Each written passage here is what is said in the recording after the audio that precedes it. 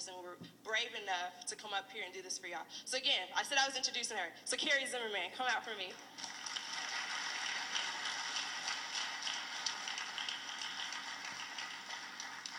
Good evening, UNT.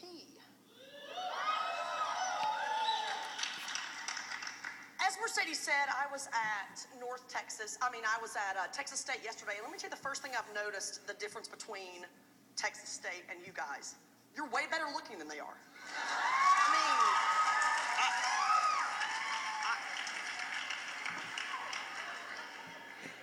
Now, I've been working with a group of your students. They've been fantastic, and let me tell you why. They tell it like it is. Mercedes just talked about her face breaking out. Tells it like it is, and that's what we're going to do tonight. The words that you say matter, all of them. Let me start with a little joke here. You can stop me if you've heard this joke before because, probably everybody's heard it.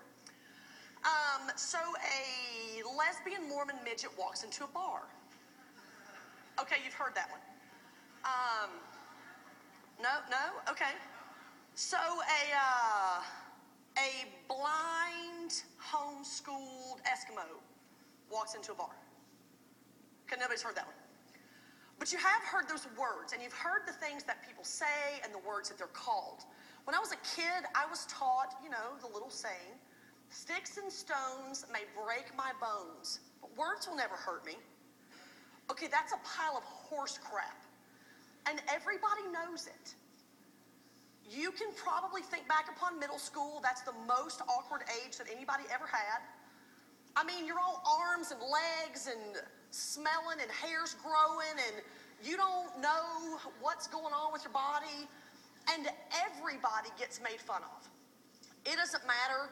It could be for being too smart, too dumb, too dark, too light, too nerdy, too anything, too skinny, too fat, too loud, too quiet. Middle school, everybody gets made fun of. Now, adults will sometimes say, oh, you'll grow out of that, it's fine, you can move on. I think once we get to being an adult, we realize that doesn't always stop. Those words keep coming at us. Sometimes they happen in the form of a joke, like I was going to tell about the blind Eskimo, Mormon, midget, whatever. Any joke that sort of starts that way, or any line where somebody goes, now I don't mean to be offensive, but... Okay, if you start that way, you're about to be offensive. If you end it with, no, I'm just kidding.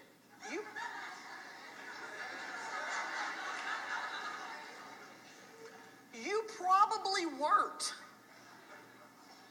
If you're like, I didn't mean that. Oh, I'm kidding. I didn't mean, there's all that. That's what sort of happens with these words that get thrown around. Words have meaning. They have power. We're going to do tonight what Mercedes has started with this group of students, which means we're just going to tell it like it is. And the first thing we're going to do is show you a video. Now, before the video comes on, I got one quick story I want to tell you.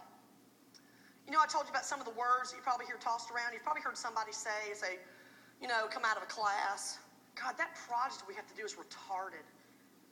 Is it? It's a project. How can it have a mental disability? You might see somebody go, God, that ball game is gay. Really? Is that the word you mean to use? I was working with a group of college students, freshmen, in Colorado. It's part of their orientation program. So these are 17, 18-year-olds. They haven't even been on campus yet. They're going to this orientation camp in Colorado where they get one shower in 5 days and the whole, I know, and they pee in outhouses. Now, the outhouses are really nice, like toilet seats, a little wilderness magazine, and they're always two-seaters, There's like a wall between but sometimes somebody's beside you, sometimes somebody's behind you. My favorite ones are where the outhouses are double-deckers. Now, I was not an engineering major. I didn't try to figure out how a two-story outhouse worked. I just always went upstairs. Just better safe than sorry around poop is what I say. But I digress. We're at this camp, and we're in line, and these kids are hungry. It's 10,000 feet altitude, and they've been climbing trees and whitewater rafting, and so every meal they're like ravenous and starving. So we get in line at the dining hall, and it's only about 60 freshmen, and this really kind of cool kid that everybody got to know, he was sort of the leader, real loud, told a lot of stories, was funny, everybody loved him. He walks in, he gets toward the front of the line, it's breakfast, and he sees this bagel buffet. And he goes, man, I am gonna rape those bagels.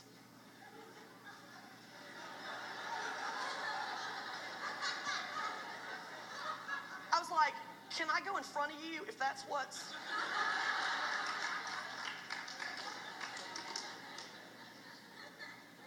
That's not the word he meant to use. Now, he said it. It's not the word he meant to use. After we watch the video and some of your own North Texas students do a little presentation for you, I'm going to tell you the end of that bagel raping story. He did not rape the bagels, by the way. But I'll tell you the end of that. So, if you will turn your attention to the stage, to the video, all I would ask is that you pay attention, watch what happens, and let me just tell you up front. The video's funny. Feel free to laugh. Nobody's going to think you're a bad person. The video's funny, meant to be laughed at. I'll be back up in a minute.